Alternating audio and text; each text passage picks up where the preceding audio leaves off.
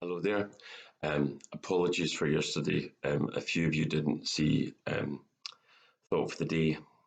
The difficulty is you schedule these things online and it comes up at the date and it suggests the date it's going to come up on.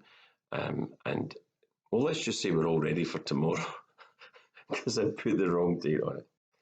Okay, going to finish off with Martin Luther.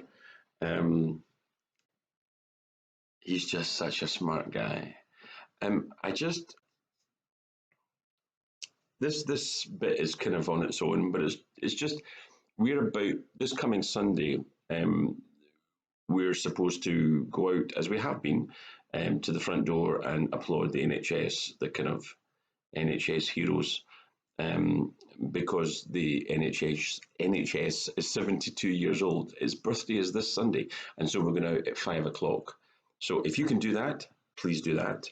But again, it's back to this: what happens when you take not just verses, but the ethos and the teaching and the whole counsel of Scripture and place it in a kind of let's think this through and roll out naturally. This is what people do when they're smart.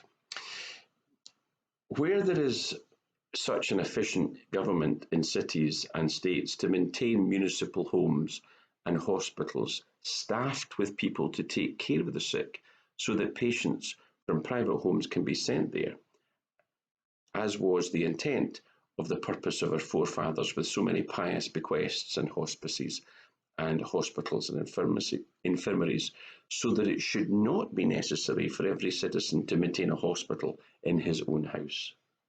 That would indeed be a fine, commendable, and Christian arrangement to which everyone should offer generous help and contributions, particularly the government. 1527, and this guy basically has the NHS in outline right in front of us. I just think that's really, really significant. There are lots of other religions that have got healthcare in what they do, and clearly Islam in the in the Andalusian part of Spain, there was a kind of Renaissance before the Renaissance. So there's lots of Islamic doctors down through history, but what they didn't do to anything like the same degree was put it into, kind of inculcate it into, this is what we do as Christians, we build hospitals. And it's just the fact, he says, it's like a fire. If someone gets burnt, your neighbour is somebody you have to look after. But if we can organise it so that it doesn't have to be you, but they go to this maintained municipal building where those who are trained to look after the sick can do it for you, then that's what we should do instead. Yeah, we should. This last bit is, I'm just going to kind of read it out because it's cool. We're back to this essential fire. His understanding is the plague is like a fire in your neighbour's house. And so what do you do when your neighbour's house goes on fire? You go around and help, and you pour water on the fire, and you try and help your neighbour by putting the fire out. However, if you go there and the fire is being attended to by so many other people, you don't have to feel guilt that you don't go and help, because your neighbour is being helped, not by you in that situation, but you would help if you could. So it's that sense of fire in your neighbour's house. That's his analogy that goes through the whole pamphlet. But here he is essentially coming back to this problem of this division in churches between those who stay when a pandemic comes and those who flee. And again, just bear in mind, this is the Black Death. This isn't, COVID-19 is a lot less of a killer than the Black Death. So we're talking about a real plague. But some people are very insistent about the fact that staying when the pandemic comes and not kind of availing yourself of any of the benefits that you might have, and that's the Christian thing to do. You have to prove that you've got Jesus. Very similar to some of the stuff that you're getting from America right now. Martin Luther gives that the heave-ho. They are much too rash and reckless, tempting God and disregarding everything that might counteract death and the plague. They disdain the use of medicines. They do not avoid places and persons infected by the plague, but light-heartedly make sport of it and wish to prove how independent they are. They say that it is God's punishment. If he wants to protect them, he can do so without medicines or our carefulness. What is the lockdown if not carefulness? This is not trusting God, but tempting him. God has created medicines and provided us with intelligence to guard and take care of the body so that we can live in good health. Heaven help us if we actually start using our intelligence. If one makes no use of intelligence or medicine when he could do so without detriment to his neighbour, such a person injures his body and must be aware lest he become a suicide in God's eyes. By the same reasoning, a person might forgo eating and drinking, clothing and shelter, and boldly proclaim his faith that if God wanted to preserve him from starvation and cold, he could do so without food and clothing. Actually, that would be suicide. It is even more shameful for a person to pay no heed to his own body and to fail to protect it against the plague the best he is able, and then to infect. Get that? This is just 5 centuries short of 7 years, and it's the very thing that we're having to deal with just now. If you get infected, he says, then to infect and poison others who might have remained alive if he had taken care of his body as he should have. He is thus responsible before God for his neighbour's death and is a murderer many times over. Oh, that's pretty tight. Indeed, such people behave as though a house were burning in the city and nobody were trying to put it out. Instead, they give leeway to the flames so that the whole city is consumed, saying that if God so willed, he could save the city without water to quench the fire. There is a hyper-spirituality in the face of this plague. You hear some of that on the other side of the Atlantic. But the vast majority of Christians do exactly what Luther says. Doctors, medicine, science, vaccines, that's a gift from God.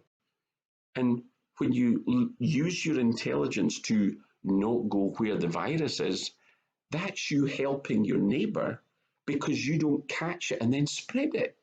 Not spreading it is loving your neighbour.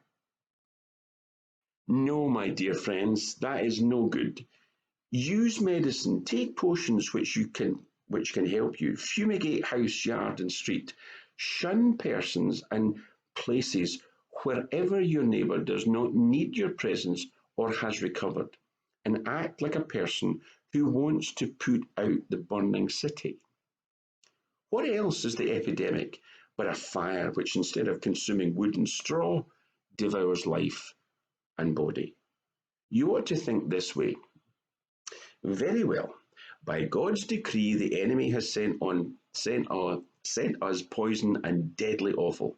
Therefore, I shall ask God mercifully to protect us. Then I shall fumigate, help purify the air, administer medicine, and take it. I shall avoid places and persons where my presence is not needed in order not to become contaminated and thus, perchance, infect and pollute others.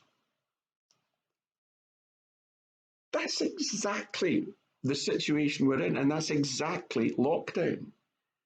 Don't be stupid and pass it on. Sounds like Bournemouth Beach to me.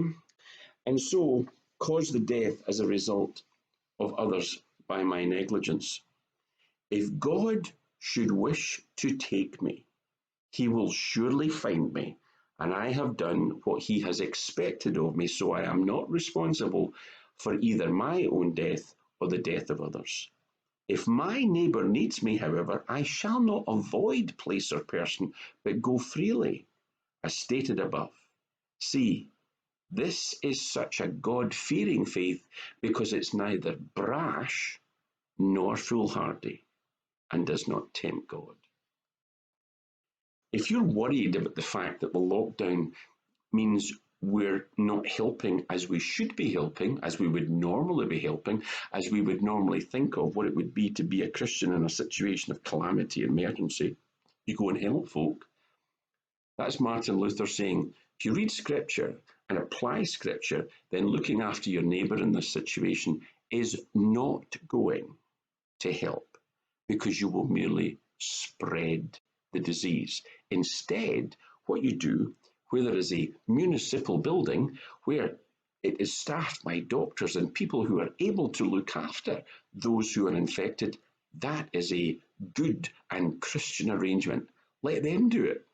That's precisely the situation we're in. One, Martin Luther's so smart, he's just phenomenal. Secondly, when all these books start coming out, and they've already begun to come out, well-known Christian authors telling us what is the meaning of the pandemic. All we're doing is living through, and I don't wish to underestimate the killer aspect of this disease, but some of the people who lived through the Black Death, Martin Luther, have got a very, very potent analysis, recognizing that to be Christian is not just to clasp your hands and look towards the heavens and say, I don't need medicine, God will protect me. What you do is exactly what he says. What we do is what we presently need to do. And we need to do it most of all when things are beginning to be eased, when the mitigation can sometimes slip because we are either in lockdown or we're back to normal. Whereas in practice, what we need to do is be somewhere in between. We're not back to normal yet. In the meantime, it is the caring, compassionate, loving thing to do for your neighbour what we've been doing and keep the entire process one which guards your neighbour by not having the behaviour that passes and spreads it on. Go with God, because God goes with you, and download Martin Luther and give him a read, because he is often referred to as the first modern person. And when you read his pamphlet on the pandemic, by James, it feels like it was written right now. See you soon. Bye-bye.